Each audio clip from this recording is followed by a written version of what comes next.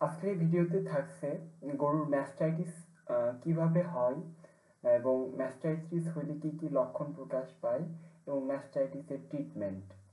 আমি আমার পরিচয় দিই। আমি মোহাম্মদ সমীরন হাসনাত রিফাত। আমি বর্তমানে সিলেট এগ্রিকালচারাল ইউনিভার্সিটিতে ডক্টর অফ ভেটেরিনারি মেডিসিনে তৃতীয় বর্ষে থার্ড ইয়ারে অধ্যয়নরত রয়েছি। তো আমরা জানি ম্যাস্টাইটিসকে আমরা যদি ইংলিশে ডিটারমাইন করি, that means inflammation of the আর্ডারের ইনফ্লামেশনকে আমরা ম্যাস্টাইটিস বলি। অনেক কজেস রয়েছে, অনেক অর্গানিজম রয়েছে যাদের দ্বারা ম্যাস্টাইটিস হয়। Streptococcus aureus, streptococcus agalactiae, galactiae, then streptococcus, pediococcus, brucella, listeria monocytogenes, etc., that are not our concern. Today's my concern is that predisposing factor of mastitis, that means ওলান ফোলা রোগ হইলে রোগ হওয়ার কি কি কারণে রোগটা হইতে পারে। আমি প্রথমে আসি, যদি কোন ধরনের ক্ষত থাকে আমাদের কোথায়, ওলানে বা আডারে। আমি একটু ওলানটাকে আমি আডারে বললাম, হ্যাঁ, কারণ আমি হচ্ছে ইংলিশে কথা বলে হ্যাবিচুয়েটেড। তো যদি আডারে কোনো ধরনের ইনফ্লামেশন থাকে বা কোনো ধরনের হচ্ছে ইনজিউরি হয়, তখন এটা এই দিক দ্বারা অর্গানিজমটা আডারের ভিতরে আডারের টিটে ঢুকতে পারে বা আডারে ঢুকতে পারে এবং ইনফ্লামেশন তৈরি করতে পারে।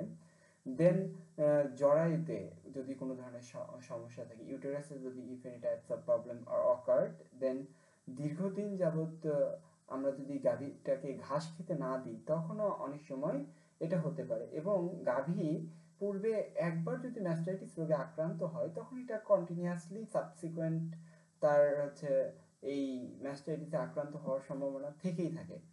এখন আসি, আমরা কিভাবে বুঝবো যে আমাদের গাভীর ম্যাস্টাইটিস হয়েছে। প্রথমেই হচ্ছে আপনারা দেখবেন ওলানটা ফুলে যাবে, ওখানে লাল হবে এবং ওখানে সে হাত দিতে দিবে না, ওলানে ব্যথা অনুভূত হবে। এবং গাভীর যে তাপমাত্রাটা, যদি আমাদের ম্যাস্টাইটিসের তীব্রতা, যেটাকে আমরা বলি অ্যাকিউট, ক্রনিক, পার অ্যাকিউট, সাব অ্যাকিউট, এটাকে আমি বাংলাতে বলতেছি, যদি অতি তীব্র হয়, তখন আমরা টেম্পারেচার দ্বারা জ্বর মাপলে সেটা 104 থেকে 105 ডিগ্রি ফারেনহাইট, এবং তীব্র ক্ষেত্রে 102 থেকে 103 ডিগ্রি ফারেনহাইট আমরা টেম্পারেচার পাবো। এবং ওলান গরম হয়ে যাবে। ইনফ্লামেশনের 4টা কার্ডিনাল সাইন আমাদেরকে মনে রাখতে হবে। Calor et tumour call, calor et dolor, তাই না? তো sorry, rubor et tumour come, calor et dolor, that means আপনার ওই জায়গাটা লাল হয়ে যাবে, ফুলে যাবে, দেন তাপ হবে। এই তো জাস্ট এগুলো হচ্ছে আমাদের কার্ডিনাল সাইন। এছাড়া আমরা হচ্ছে ওখানে কি দেখতে পারবো, দুধের সাথে ছানার মতন জমাট বাঁধা দুধ দেখা যাবে। এরপর ওলানের অংশ বিশেষ একদিকে বাঁকা হয়ে যাবে, যে বার্ড আক্রান্ত হয়েছে সে বার্ড দিয়ে শুধু পানি বের হবে অথবা রক্ত আসতে থাকবে। দেন গাভী নিজের বাছুরকে ওলানে দুধ খেতে বাধা দেবে, কারণ ওই জায়গাতে প্রচুর পেইন হচ্ছে তার। দেন প্রাণীর অরুচি হবে এবং ওলান ফোলার কারণে প্রাণী গাভীটা শুতে পারবে না, খুঁড়িয়ে খুঁড়িয়ে হাঁটবে। এক পর্যায়ে তার ওলানটা শক্ত হয়ে যাবে। অ্যাকচুয়ালি এটা ফাইব্রোসিসের কারণে হয়। দেন পরবর্তীতে ওলানের যে বারটা আক্রান্ত হয়েছিল সেটা শেড আপ হয়ে যেতে পারে বা গ্যাংগ্রিন হতে পারে। এই যদি সেকেন্ডারি ব্যাকটেরিয়াল গ্যাংগ্রিনও হতে পারে অনেক সময়। ওকে, এখন আমরা আসি আমাদের ম্যাস্টাইটিস হলে আমরা কি কি ট্রিটমেন্ট করতে পারি। ওকে, তো দেখেন বেশ কিছু জিনিস বলি। আমাদের এখানে ব্যাকটেরিয়াল গ্রোথটাকে প্রিভেন্ট করতে হবে, এটা একটা আমাদের মেইন কজেস। এবং যেহেতু এখানে ইনফ্লামেশন হয়েছে, আপনারা মনে রাখবেন ইনফ্লামেশন হইলে আমাদের ওখানে হিস্টামিন দিতে হবে। হিস্টামিন অলওয়েজ প্রডিউস হচ্ছে, তার মানে আমাদের অ্যান্টিহিস্টা দিতে হবে এবং আমাদের অ্যান্টি ইনফ্লামেটরি ড্রাগ দিতে হবে। ক্লিয়ার? তো আমরা আসি কি কি ট্রিটমেন্ট দিতে পারি। যেমন হচ্ছে আমরা ইনজেকশন স্ট্রেপ্টোপেন 2.5 গ্রাম, এটা রেনেটা কোম্পানির, এটা দিতে পারি। অথবা আমরা দিতে পারি ইনজেকশন স্ট্রেপ্টোসিন 2.5 গ্রাম, এটা অপসনিন ফার্মা থেকে। আরেকটা, অথবা আপনি দিতে পারেন ইনজেকশন স্ট্রেপ্টোপি 2.5 গ্রাম, এটা এসিআই কোম্পানি থেকে দেয়। এটা আমরা নিয়মটা হচ্ছে আমরা কি করব, ওই যে ওষুধগুলোর নাম বললাম যে কোনো একটা আমরা 1 অথবা 2 ভায়াল 10 মিলি বিশুদ্ধ পানির সাথে মিশিয়ে পরপর 4 থেকে 5 দিন মাংসপেশিতে আমরা দিব। ক্লিয়ার? বুঝতে পেরেছেন? আমি আরেকবার এটাকে বলি, সেটা হচ্ছে ইনজেকশন স্ট্রেপ্টোপেন 2.5 গ্রাম অথবা স্ট্রেপ্টোসিন জি অথবা আমরা স্ট্রেপ্টোপি ইনজেকশন, এটা 2.5 গ্রাম। এটা হচ্ছে আমরা কি করব, একটা অথবা দুইটা ভায়াল 10 মিলি বিশুদ্ধ পানির সাথে মিশিয়ে পরপর 4 থেকে 5 দিন যদি আমরা ইন্টারমাসকুলার মাংসপেশিতে দিই, তাহলে আমাদের এটা ম্যাস্টাইটিস সারার সম্ভাবনা আছে।